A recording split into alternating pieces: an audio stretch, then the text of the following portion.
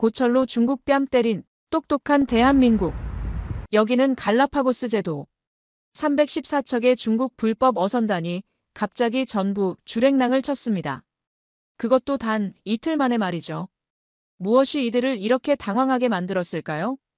바로 한국이 보낸 고철 덩어리, 배 한 척 때문이었습니다. 중국 외교부가 긴급 성명을 발표했습니다. 한국에게 즉시 중단하라고 말이죠. 세계 최강 중국이 왜 이렇게 당황하고 있는 걸까요? 그런데 더 놀라운 일이 벌어졌습니다. 그 고철을 받은 나라들이 줄줄이 한국 무기를 사기 시작한 겁니다. 그리고 15억 달러 계약이 성사됐습니다. 우리 돈으로 2조 400억. 공짜 고철이 어떻게 2조짜리 대박이 되어서 돌아왔을까요? 이것은 한국이 짜놓은 완벽한 함정이었습니다. 도대체 무슨 일이 있었던 걸까요? 중국이 전혀 예상 못한 한국의 바다 전쟁. 지금부터 우리 똑똑한 대한민국의 그 놀라운 이야기를 들려드리겠습니다. 그 전에 잠깐 1초 만에 누를 수 있는 좋아요 버튼을 꾹 눌러주시면 영상 제작에 아주 큰 힘이 됩니다. 그럼 바로 시작하겠습니다. 저는 마이클 하워드입니다.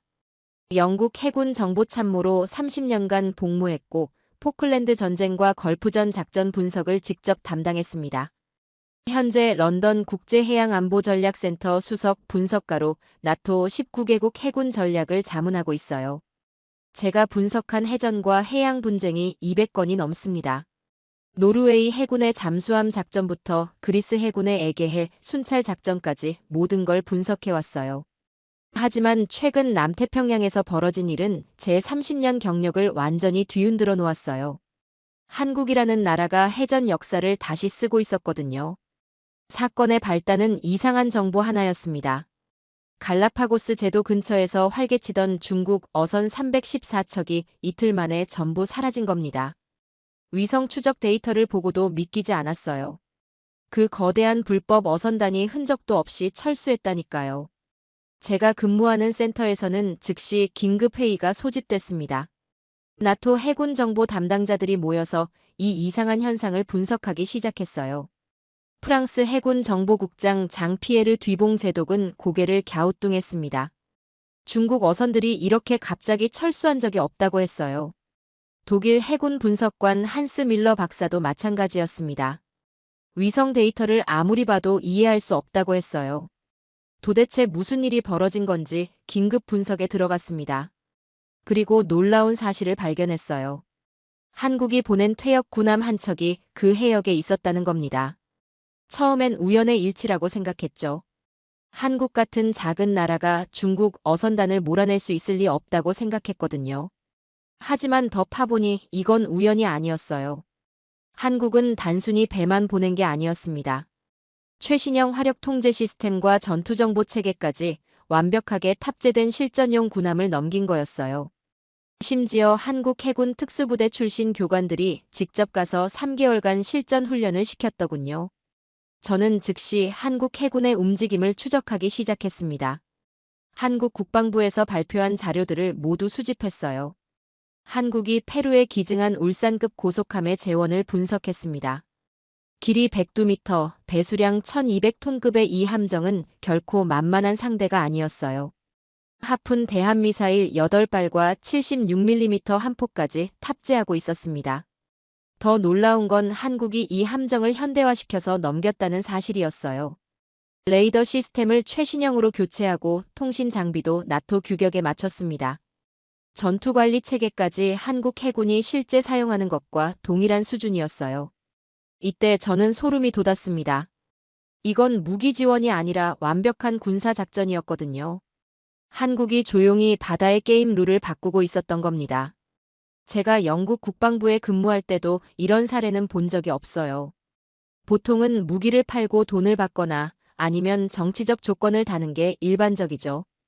영국이 포클랜드 전쟁 이후 칠레에 군함을 수출할 때도 엄청난 조건을 달았거든요. 프랑스가 대만에 라파예트급 함정을 팔 때도 마찬가지였어요. 하지만 한국은 달랐습니다. 아무 조건 없이 최고 사양의 군함을 넘기고 훈련까지 책임지더군요. 더 놀라운 건 그 뒤에 숨은 전략이었어요. 저는 한국 국방부 관계자와 비공식 만남을 가졌습니다. 런던의 한 호텔 로비에서 만난 그는 한국 해군 대령 출신이었어요. 그가 제게 말한 건 충격적이었어요. 이건 단순한 군사 지원이 아니라 글로벌 해양 질서 재편 프로젝트라는 거였습니다. 중국의 일방적 해양 패권을 견제하되 직접적 충돌은 피하는 완벽한 전략이었죠. 한국은 이미 10년 전부터 이 계획을 준비해왔다고 했어요. 중국의 해양 팽창을 예견하고 대응책을 마련한 거였습니다. 그 순간 저는 깨달았습니다. 한국이 조용히 세계 해양 전략의 판을 바꾸고 있다는 걸 말이에요. 이건 단순히 배 몇 척 주는 이야기가 아니었습니다. 중국 해양 패권에 맞서는 새로운 연합체계를 구축하는 거대한 프로젝트였어요. 그리고 그 중심에 한국이 있었습니다. 저는 런던으로 돌아와 긴급 보고서를 작성했습니다. 나토 동맹국들에게 한국의 새로운 해양 전략을 분석해서 알려야 했거든요. 보고서 제목은 이것이었어요. 한국의 조용한 혁명 해양 질서의 새로운 패러다임. 영국 해군성에서는 이 보고서를 보고 깜짝 놀랐습니다. 지금까지 한국을 단순한 지역 강국 정도로 생각했는데 실제로는 글로벌 해양 전략을 짜고 있었던 거죠. 미국 해군도 마찬가지였어요. 펜타곤에서 한국의 움직임을 재평가하기 시작했습니다. 그들도 한국이 단순히 중국을 견제하는 게 아니라 완전히 새로운 해양 질서를 만들려 한다는 걸 깨달았거든요. 저는 그때 확신했습니다. 앞으로 세계 해양 전략 지도가 완전히 바뀔 거라고요. 그리고 그 변화의 중심에는 한국이 있을 거라고 말이에요. 남미와 동남아의 바다는 한동안 절망의 바다였습니다. 저는 직접 페루 리마에 있는 해양수산부를 방문했어요. 그곳에서 만난 카를로스 바스케즈 장관의 얼굴에는 깊은 절망이 서려 있었습니다. 그가 제게 보여준 자료는 충격적이었어요. 중국 어선 314척이 페루 연안을 완전히 점령하고 있었거든요. 이들은 단순한 어선이 아니었습니다. 길이가 100m가 넘는 거대한 공장선들이었어요. 하루에 수십 톤씩 물고기를 쓸어 담는 괴물 같은 배들이었죠. 바스케즈 장관이 제게 말했습니다. 우리 어민들이 3대째 지켜온 어장이 하루아침에 사막이 되었다고요. 그의 목소리는 떨리고 있었어요. 페루 어민 대표인 루이스 카스티우와의 만남은 더욱 가슴 아팠습니다. 그는 저에게 자신의 가족사를 들려줬어요. 할아버지가 일구어 놓은 어장, 아버지가 물려준 어선, 아들에게 전해주려던 어업기술. 모든 게 중국 어선들 때문에 물거품이 되었다고 했어요. 갈라파고스 제도 근처는 더욱 심각했습니다. 유네스코 세계자연유산 보호구역인데도 중국 어선들이 버젓이 침범했어요. 그들은 밤에 조명을 끄고 몰래 조업하며 낮에는 공해상으로 도망쳤습니다. 현지 환경보호단체 대표 마리아 곤잘레즈는 눈물을 흘리며 말했어요. 바다거북과 바다사자들이 떼죽음을 당하고 있다고요. 중국 어선들의 무차별 남획 때문이었습니다. 저는 직접 갈라파고스 제도를 방문해 봤어요. 그곳에서 본 광경은 정말 참담했습니다. 해변에는 죽은 바다거북들이 떠밀려와 있었고 바다사자들은 먹이를 찾지 못해 뼈만 앙상했어요. 현지 가이드인 페드로 곤잘레즈는 분노에 찬 목소리로 말했습니다. 조상 대대로 지켜온 이 바다가 중국 때문에 죽어가고 있다고요. 에콰도르 상황은 더욱 처참했어요. 어민 호세 로메로는 저에게 이렇게 하소연했습니다. 할아버지 때부터 잡던 참치가 완전히 사라졌다고요. 그의 아들도 아버지도 이제 바다에 나갈 수 없게 됐다고 했어요. 정부의 항의에도 소용없었습니다. 에콰도르 해군이 보유한 순찰선은 고작 6척 뿐이었거든요. 중국 어선단 300척을 막기에는 턱없이 부족한 숫자였어요. 에콰도르 해군 참모장 라울 베르가라 제독과의 면담에서 그는 솔직하게 털어놨습니다. 우리 해군으로는 중국 어선들을 막을 방법이 없다고요. 그들은 우리보다 배도 크고 숫자도 많다고 했어요. 무엇보다 뒤에 중국 정부가 버티고 있으니 함부로 건드릴 수도 없다는 거였죠. 동남아 상황도 마찬가지였습니다. 필리핀 팔라완 지역 어민 대표 라몬 델가도는 분노에 차서 말했어요. 우리 조상들이 1000년 동안 지켜온 바다를 중국이 빼앗아가고 있다고요. 베트남 남부 해안도 똑같았습니다. 응우옌 반투 어민은 절망적인 표정으로 말했어요. 중국 어선들이 와서 바다를 완전히 망쳐놨다고요. 물고기는 물론이고 산호초까지 파괴당했다고 했습니다. 베트남 해양경찰청 부청장 레 반 투언과의 만남에서 그는 이렇게 말했어요. 중국 어선들은 조직적으로 움직인다고요. 수십 척이 떼를 지어 침입해서 우리 어민들을 위협한다는 거였죠. 베트남 해양경찰이 접근하면 집단으로 포위해서 압박한다고 했어요. 이들 국가의 정부는 속수무책이었어요. 중국에 항의하면 경제 보복이 두려웠고 미국의 도움을 요청하면 중국이 더 화를 냈거든요. 국제법정에 제소해도 중국은 무시했습니다. 유엔 해양법 협약도 휴지 조각이나 마찬가지였어요. 필리핀이 중국을 상대로 제기한 남중국해 중재재판에서 승소했지만 중국은 인정하지 않았어요. 베트남도 마찬가지였습니다. 중국과의 어업협정을 맺어봤지만 중국 어선들은 협정을 무시하고 계속 침입했어요. 저는 현지를 둘러보며 뼈저린 현실을 깨달았습니다. 힘이 없으면 바다도 영토도 지킬 수 없다는 냉혹한 진실을요. 그리고 이런 상황이 벌써 3년째 계속되고 있었습니다. 세계는 침묵하고 있었고 약소국들은 그저 당하고만 있을 뿐이었어요.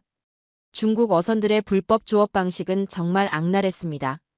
낮에는 공해상에서 대기하다가 밤이 되면 영해 안으로 몰래 침입했어요. 위성 추적을 피하기 위해 선박 식별 장치를 고의로 꺼버리기도 했습니다.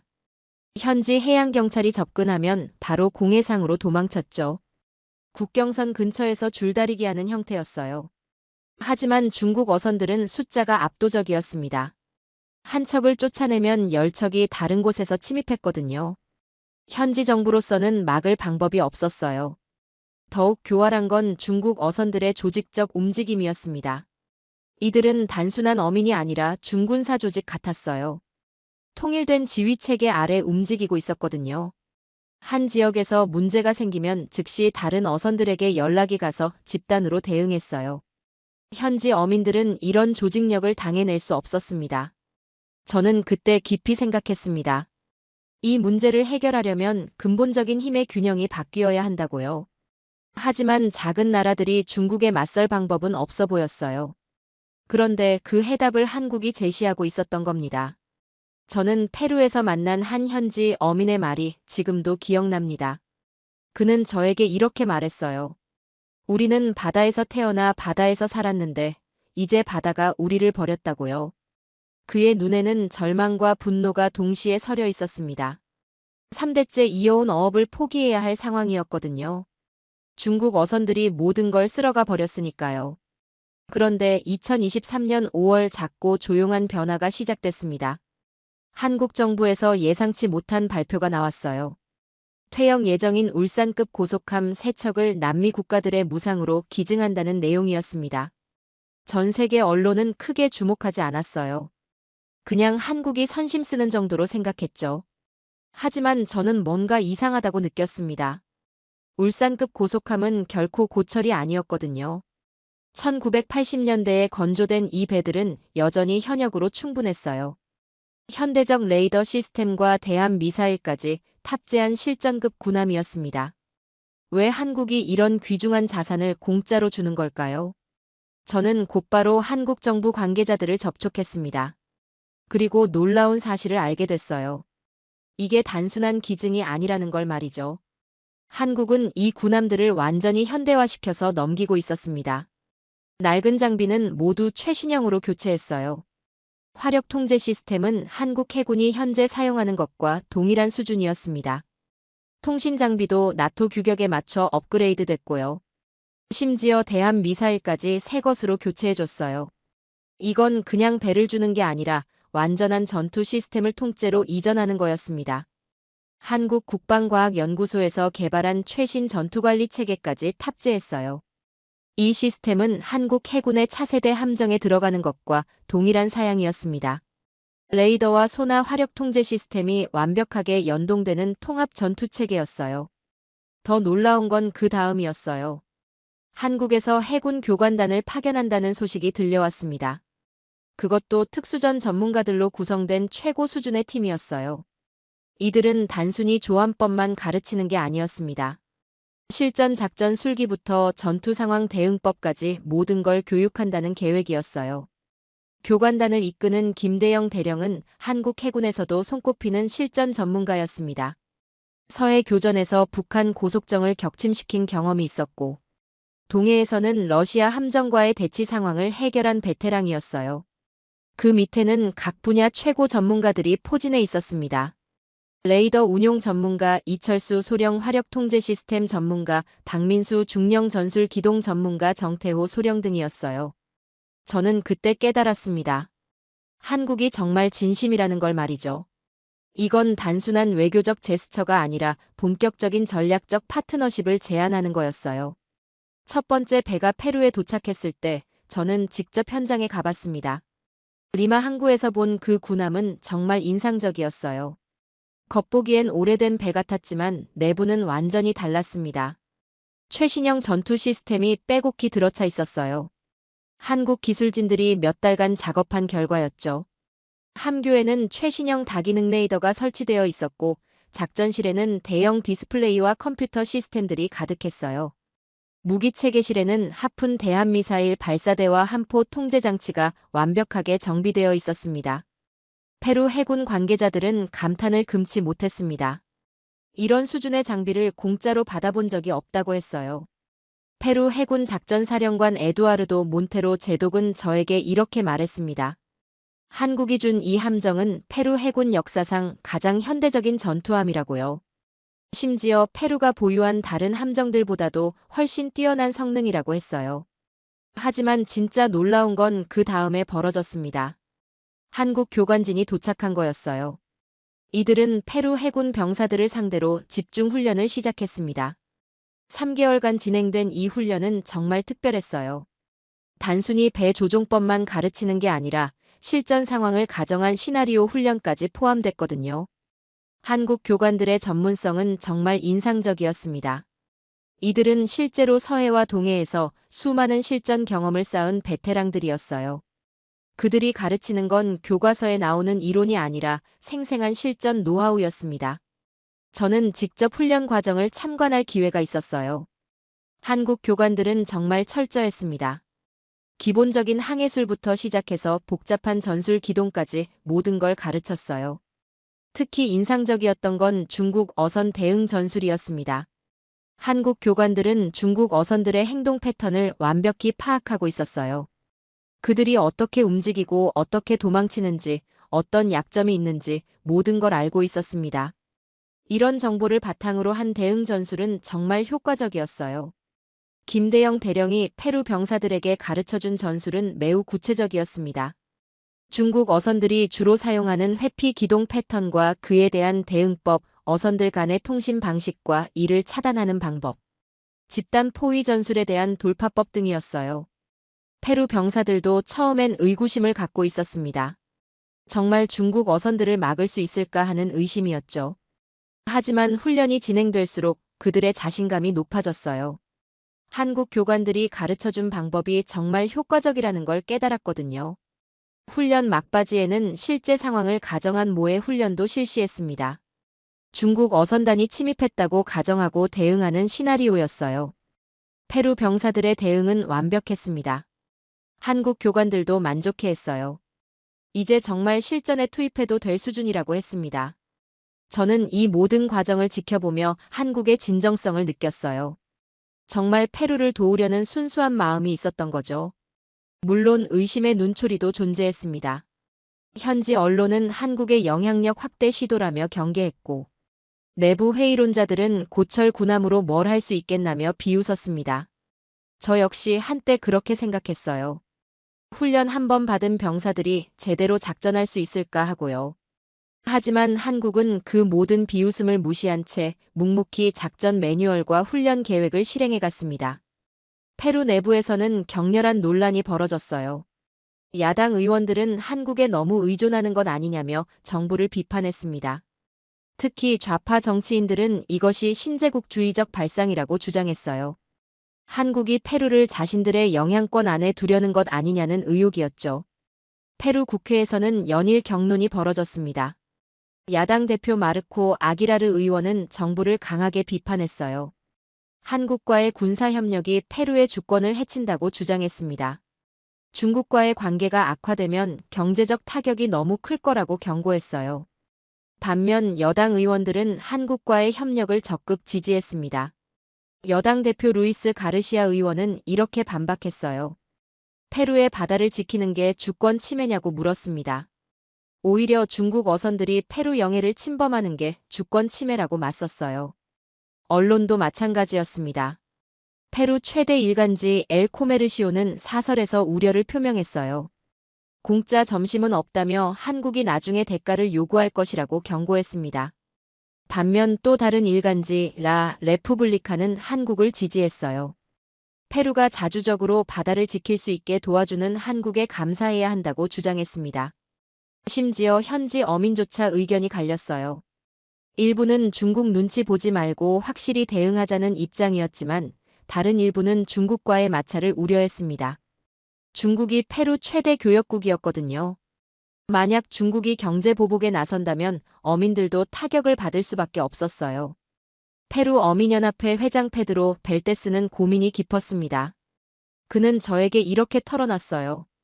중국 어선들 때문에 어업을 할 수 없는 것도 문제지만 중국과 적대 관계가 되는 것도 걱정이라고요.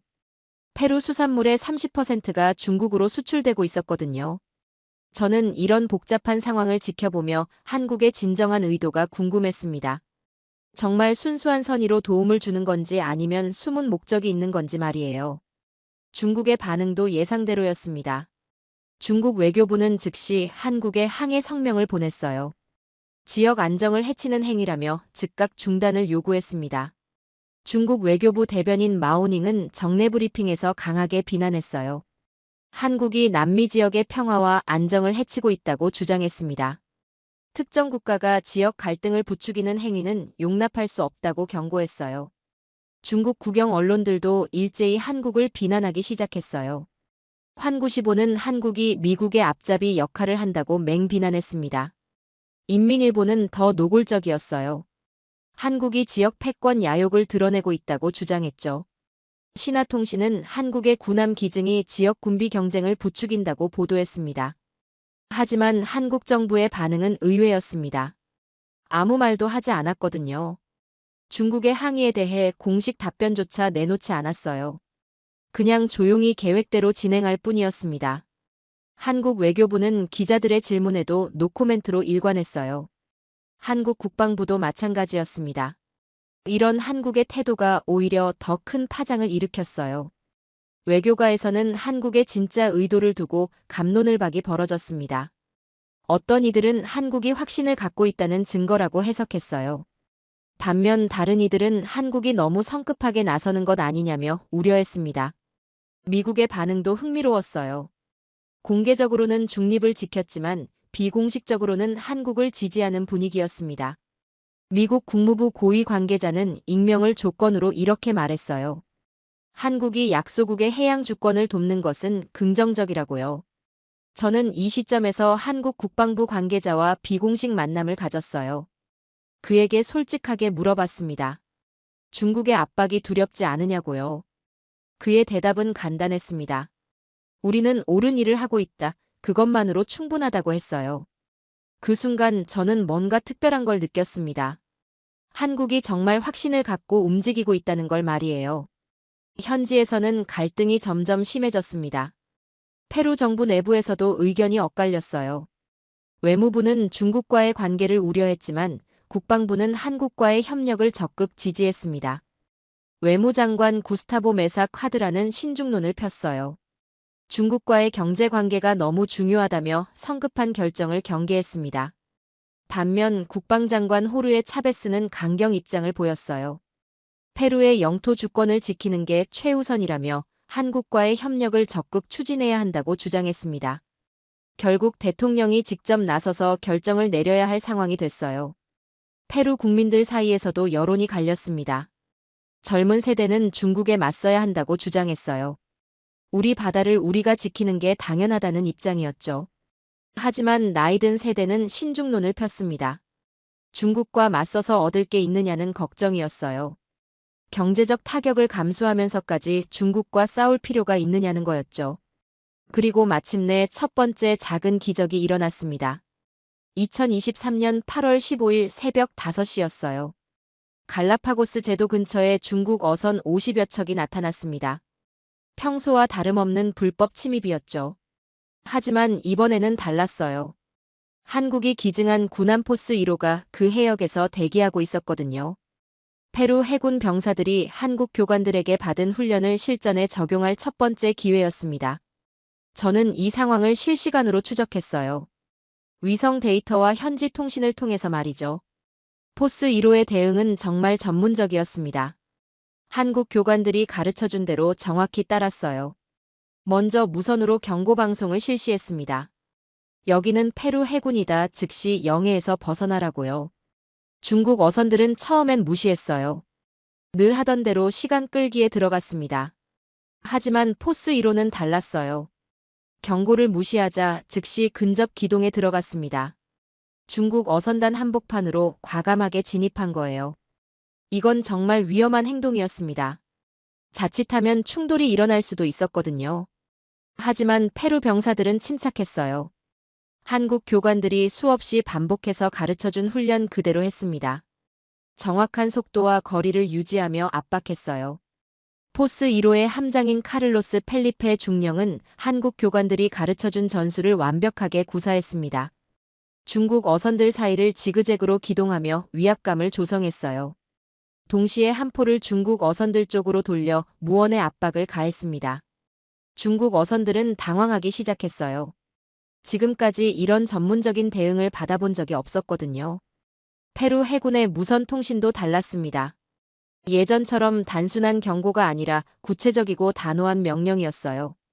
중국 어선 대장 여러분, 이곳은 페루 공화국 영해입니다. 국제해양법에 따라 즉시 영해 밖으로 이동하시기 바랍니다. 이에 응하지 않을 경우 강제 조치를 취할 수 있음을 알려드립니다. 이런 식으로 법적 근거까지 명확히 제시하며 경고했어요. 그리고 놀라운 일이 벌어졌습니다. 중국 어선들이 하나둘씩 후퇴하기 시작한 거예요. 처음엔 몇 척만 빠져나갔습니다. 하지만 포스 1호가 계속 압박하자 전체 어선단이 움직였어요. 1시간도 안 되어 50척 모두가 영해 밖으로 후퇴했습니다. 이때 저는 정말 소름이 돋았어요. 30년 군사 전문가 경력에 이런 광경은 처음 봤거든요. 무력 사용 없이 순전히 기동과 압박만으로 상대를 후퇴시킨 겁니다. 더 놀라운 건 그 다음이었어요. 현지 어민들이 포스 1호를 환호하며 맞았습니다. 30년 만에 처음으로 자신들의 바다를 지켜낸 거였어요. 갈라파고스 제도 근처에서 조업하던 페루 어민 루이스 몬테로는 눈물을 흘리며 말했어요. 드디어 우리 바다가 돌아왔다고요. 할아버지 때부터 조업하던 이 바다를 중국 어선들이 빼앗아갔는데 이제야 되찾았다고 했습니다. 페루 언론들도 분위기가 바뀌었습니다. 그동안 의구심을 품던 기자들도 이제는 찬사를 보냈어요. 페루 해군이 드디어 바다를 되찾았다고 보도했습니다. 엘 코메르시오는 일면 톱 기사로 이 소식을 전했어요. 페루 해군 역사적 승리, 중국 어선단 완전 퇴각이라는 제목이었습니다. 라 레푸블리카도 마찬가지였어요. 한국의 지원으로 페루가 해양 주권을 되찾았다고 보도했습니다. 하지만 저는 이게 시작일 뿐이라는 걸 알고 있었어요. 중국이 이대로 물러날 리가 없었거든요. 과연 다음엔 어떤 일이 벌어질까요? 한국의 전략이 계속 통할 수 있을까요? 저는 숨을 죽이고 다음 상황을 기다렸습니다. 이 작은 성공이 현지에 미친 파급 효과는 대단했어요. 페루 국민들 사이에서 자신감이 되살아났습니다. 우리도 중국에 맞설 수 있다는 희망이 생긴 거죠. 페루 대통령 페드로 카스티오는 긴급 기자회견을 열었어요. 페루 해군의 성과를 높이 평가하며 앞으로도 영해 수호에 최선을 다하겠다고 선언했습니다. 동시에 한국 정부에 깊은 감사를 표했어요. 다른 남미 국가들도 주목하기 시작했어요. 에콰도르와 칠레에서도 한국에 관심을 보이기 시작했습니다. 에콰도르 국방장관 루이스 레알은 한국 대사관에 연락을 취했어요. 한국의 군함 지원 프로그램에 대해 문의한 거였죠. 칠레도 마찬가지였습니다. 칠레 해군 참모장 후안 안드레스 데 라 마자는 한국 해군과의 협력 방안을 논의하기 시작했어요. 이 소식은 곧 동남아에도 전해졌어요. 필리핀과 베트남 정부도 한국의 성공 사례를 연구하기 시작했습니다. 필리핀 국방장관 델핀 로렌자나는 공개석상에서 한국 모델에 관심이 있다고 발언했어요. 베트남 해양경찰청장 응우옌 반손도 한국과의 협력 가능성을 언급했습니다. 페루 정부 내부에서도 분위기가 바뀌었어요. 그동안 한국과의 협력을 반대하던 사람들도 입장을 바꾸기 시작했습니다. 실제 성과가 나오니까 더 이상 반대할 명분이 없어진 거죠. 외무장관 구스타보 메사 콰드라도 한국에 감사 인사를 보냈어요. 그동안 중국 눈치를 보느라 조심스러워했는데 이제는 공개적으로 한국을 지지했습니다. 그러나 기적은 늘 위기를 동반합니다. 중국의 반격은 예상보다 훨씬 강력했어요. 2023년 9월 중국은 본격적인 압박에 나섰습니다. 먼저 경제적 보복부터 시작했어요. 페루산 구리 수입을 대폭 줄였습니다. 중국은 페루 구리의 최대 수입국이었거든요. 이 조치로 페루 경제가 큰 타격을 받았어요. 구리 가격이 급락하면서 페루 광산업체들이 줄줄이 어려움에 빠졌습니다. 남부구리공사 같은 대기업도 타격을 받았어요. 수천 명의 광산 노동자들이 일자리를 잃을 위기에 처했습니다. 페루 정부는 당황했습니다. 국민들 사이에서도 불안감이 커졌어요. 중국과 맞서는 게 과연 옳은 일인지 의문이 생기기 시작했습니다. 페루 경제부 장관 알렉스 콘트레라스는 긴급 기자회견을 열었어요. 중국의 경제 보복으로 페루 GDP가 2% 감소할 수 있다고 경고했습니다. 실업률도 크게 증가할 것으로 예상된다고 했어요. 하지만 더 심각한 건 바다에서 벌어졌어요. 중국이 민병대 성격의 선박들을 대거 투입한 겁니다. 이들은 어선으로 위장했지만 실제로는 중군사 조직이었어요. 해상민병이라고 불리는 이들이었죠. 이들은 기존 어선들보다 훨씬 공격적이었습니다. 페루 해군에 직접적으로 도전하기 시작했어요. 중국 해상민병 선박들은 일반 어선과는 완전히 달랐습니다. 무선 통신 장비가 군용 수준이었고 선원들도 군사훈련을 받은 사람들이었어요. 심지어 일부 선박에는 소형 무기까지 탑재되어 있었습니다. 9월 23일 결정적 순간이 왔습니다. 중국 해상민병 선박 100여 척이 갈라파고스 제도로 몰려온 거예요. 이번엔 단순한 조업이 아니라 명백한 영토 도발이었습니다. 포스 1호 혼자서는 역부족이었어요. 100척의 선박을 상대하기엔 너무 많은 숫자였거든요. 중국 해상민병들은 포스 1호를 포위하려 했습니다. 집단으로 접근해서 위협하는 전술이었어요. 페루 정부는 긴급 회의를 소집했습니다. 대통령까지 참석한 국가안보회의였어요. 외무부 장관은 중국과의 타협을 주장했습니다. 더 이상 갈등을 키우면 페루가 감당할 수 없다고 했어요. 반면 국방부 장관은 굴복해서는 안 된다고 맞섰습니다. 지금 물러서면 앞으로 영원히 중국의 눈치만 봐야 한다고 주장했어요. 회의는 밤늦게까지 계속됐지만 결론이 나지 않았습니다. 대통령 페드로 카스티오는 깊은 고민에 빠졌어요. 경제적 타격과 국가 주권 사이에서 선택해야 하는 어려운 상황이었습니다. 그런데 이때 한국에서 예상치 못한 제안이 왔어요. 추가 군함 지원과 함께 한국 해군 고문단 파견을 제안한 겁니다. 한국 국방부 장관 이종섭은 페루 대통령에게 직접 전화를 걸었어요. 페루의 어려운 상황을 이해하며 최대한 지원하겠다고 약속했습니다. 페루 정부로서는 정말 어려운 선택이었어요. 한국 제안을 받으면 중국과의 갈등이 더욱 심해질 게 뻔했거든요. 하지만 거부하면 중국의 압박을 감당할 방법이 없었어요. 저는 이 순간이 한국 전략의 진짜 시험대라고 생각했습니다. 과연 한국이 끝까지 페루를 지켜줄 수 있을까요? 아니면 중국의 압박에 굴복하고 말까요? 국제사회도 주목하고 있었어요. 미국은 은밀히 한국을 지지한다는 신호를 보냈습니다. 미국 국무부 대변인은 언론 브리핑에서 각국의 해양 주권을 존중한다고 발언했어요. 이는 간접적으로 페루를 지지하는 메시지였습니다. 반면 러시아와 일부 유럽 국가들은 중국 편을 들었어요. 러시아 외무부는 지역 안정을 해치는 행위를 우려한다고 발표했습니다. 페루 국민들도 의견이 갈렸습니다. 젊은 세대는 중국에 맞서야 한다고 주장했지만 기성세대는 신중론을 폈어요. 경제적 타격을 감수하면서까지 중국과 맞설 가치가 있느냐는 게 핵심 쟁점이었습니다. 리마 시내에서는 연일 시위가 벌어졌어요. 한국 지지 시위와 반대 시위가 동시에 열렸습니다. 결국 페루 대통령이 직접 결정을 내려야 할 상황이 왔어요. 그의 선택이 남미 전체의 운명을 바꿀 수도 있었습니다. 중국의 압박은 점점 강해졌어요. 경제 제재뿐만 아니라 외교적 고립까지 시도했습니다. 중국은 다른 남미 국가들에게도 압력을 넣기 시작했어요. 페루와 거리를 두라고 요구한 거죠. 브라질과 아르헨티나 같은 큰 나라들은 중립을 지켰지만 작은 나라들은 중국 편을 들기 시작했어요. 페루는 점점 고립되어 가고 있었습니다. 이런 상황에서 한국의 지지가 더욱 소중했어요. 한국만이 페루를 끝까지 도와줄 수 있는 유일한 희망이었거든요. 드디어 운명의 순간이 왔습니다. 2023년 10월 5일 새벽 4시였어요.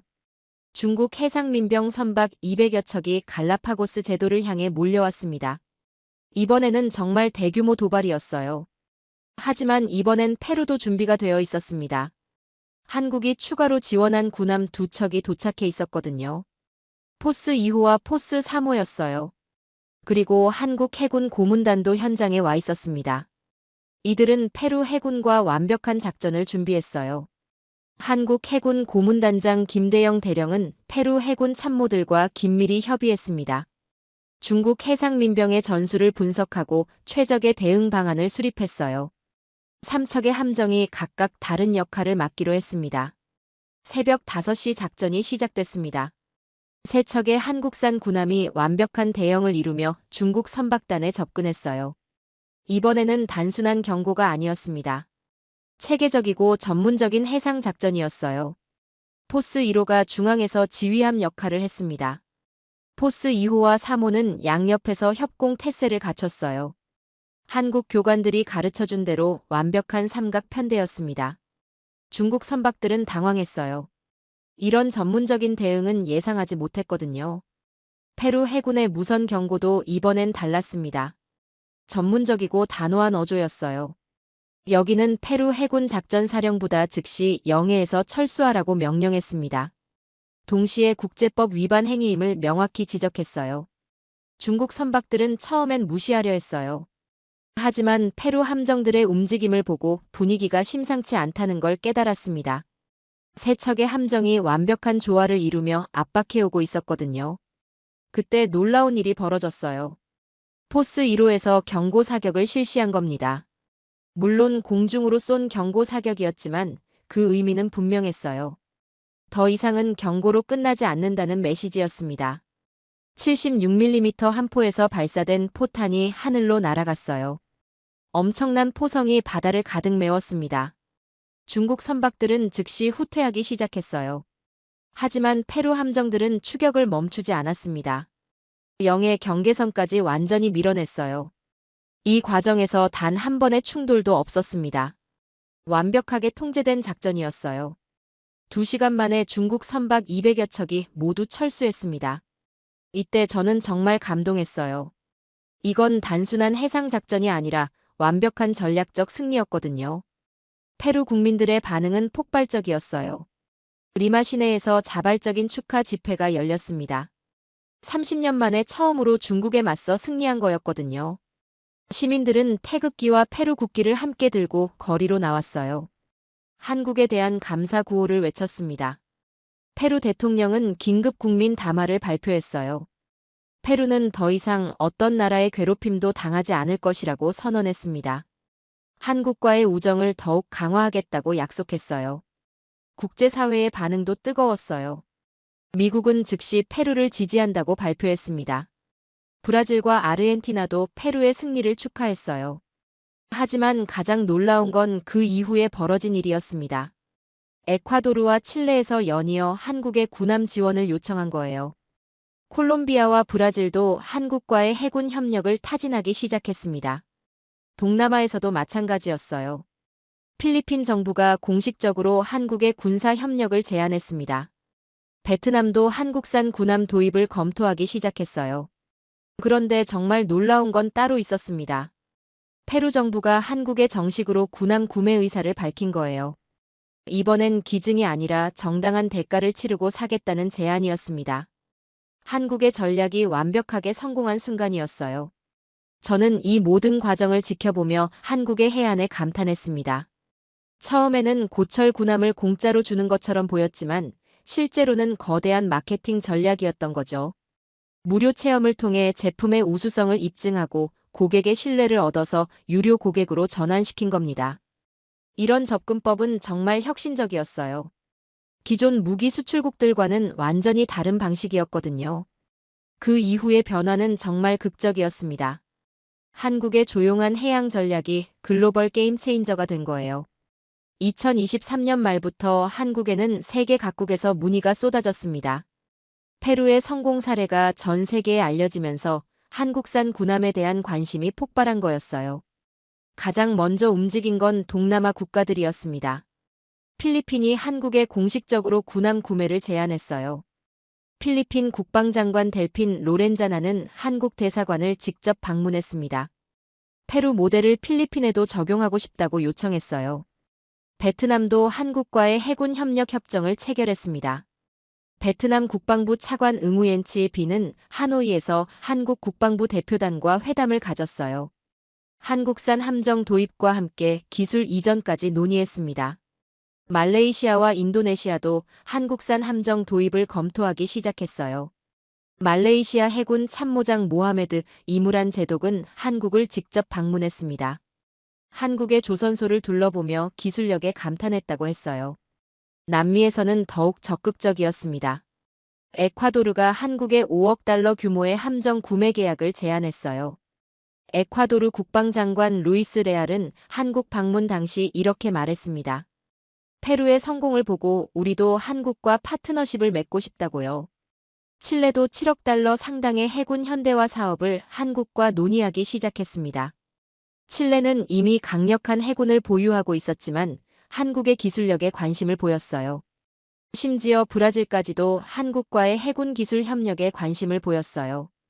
브라질 해군은 남미 최강이었지만 한국의 혁신적 접근법에 주목했습니다. 아프리카에서도 문의가 들어왔습니다. 나이지리아와 가나에서 한국의 해양 보안 협력을 요청했어요. 이들 국가도 중국 어선들의 불법 조업 때문에 골치를 앓고 있었거든요. 나이지리아 해군 참모장 아와르 가메보는 한국 대사관에 공문을 보냈어요. 서아프리카 해역의 불법 어업 문제 해결을 위해 한국의 도움이 필요하다고 요청했습니다. 저는 이 상황을 지켜보며 정말 감탄했어요. 한국이 단순히 무기를 판 게 아니라 새로운 해양 질서를 만들어낸 거였거든요. 더 놀라운 건 한국의 대응 방식이었어요. 갑자기 밀려든 주문을 모두 받지 않았습니다. 신중하게 파트너를 선별했어요. 진정으로 해양 안보가 필요한 국가들을 우선순위에 뒀습니다. 한국 국방부는 엄격한 기준을 만들었어요. 해양 주권 침해를 받고 있는 국가, 민주주의의 가치를 공유하는 국가 평화 목적으로 사용할 국가 등을 우선 고려했습니다. 그리고 단순히 무기만 파는 게 아니라 종합적인 해양 안보 솔루션을 제공했어요. 함정 건조부터 승무원 훈련 정비 시설 구축까지 패키지로 지원한 겁니다. 이런 한국의 접근법은 기존 무기 수출국들과는 완전히 달랐어요. 미국이나 유럽 국가들은 주로 무기만 팔고 끝이었거든요. 하지만 한국은 지속적인 파트너십을 제안했습니다. 이 때문에 한국에 대한 신뢰가 더욱 높아졌어요. 중국의 반응은 예상대로 격렬했습니다. 한국을 노골적으로 압박하기 시작했어요. 하지만 이미 늦었습니다. 한국 주변에는 든든한 파트너들이 생겨 있었거든요. 페루, 필리핀, 베트남 등이 한국을 적극 지지했어요. 이들은 한국 덕분에 자신들의 바다를 되찾았다고 공개적으로 말했습니다. 국제 여론도 한국 편이었어요. 한국이 약소국들을 도와 바다의 정의를 세웠다는 평가였습니다.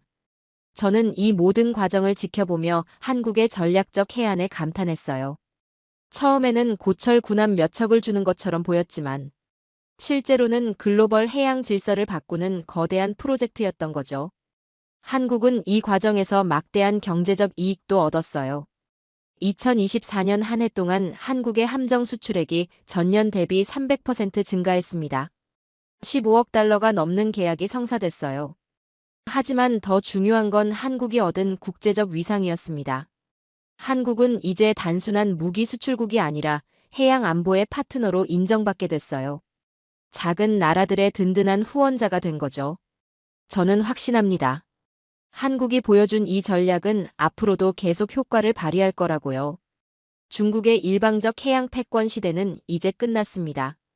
한국이 중심이 된 새로운 해양 질서가 시작된 거예요. 한국은 고철이던 배를 무기로 만들고 세상을 움직였습니다. 중국은 당황했고 세계는 감탄했어요. 이건 그저 무기를 주는 행위가 아니라 정의를 실현하는 방식이었습니다. 한국이 보여준 건 진정한 리더십이었어요. 힘으로 누르는 게 아니라 신뢰로 이끄는 리더십 말이죠. 작은 나라들이 스스로 일어설 수 있도록 도와준 겁니다. 그 결과 한국 주변에는 든든한 동맹국들이 생겨났어요. 이들은 이제 한국과 함께 바다의 평화를 지키고 있습니다. 저는 30년 군사 전문가로서 확신합니다. 이것이야말로 진정한 강국의 모습이라고요. 무력으로 위협하는 게 아니라 정의로 감화시키는 것 말입니다. 한국이 전한 것은 전투함이 아니라 희망이었어요. 그리고 그 희망은 지금도 바다 위에서 빛나고 있습니다. 페루에서 시작된 작은 기적이 이제 전 세계로 퍼져나가고 있어요. 베트남의 어민들도 필리핀의 어민들도 이제 희망을 품고 있습니다. 한국이 보여준 것처럼 작은 나라도 큰 나라에 맞설 수 있다는 희망을요. 앞으로도 더 많은 감동적인 이야기로 찾아뵙겠습니다. 오늘의 사연은 여기까지입니다. 구독과 좋아요는 영상 제작에 아주 큰 힘이 됩니다. 지금까지 감동테라스 저는 소희였습니다. 오늘도 우리 구독자님들의 가정에 따뜻한 행복이 가득하시길 진심으로 바라겠습니다. 긴 영상 끝까지 시청해주셔서 정말 감사합니다. 내일 더 좋은 이야기로 찾아뵙겠습니다. 감사합니다.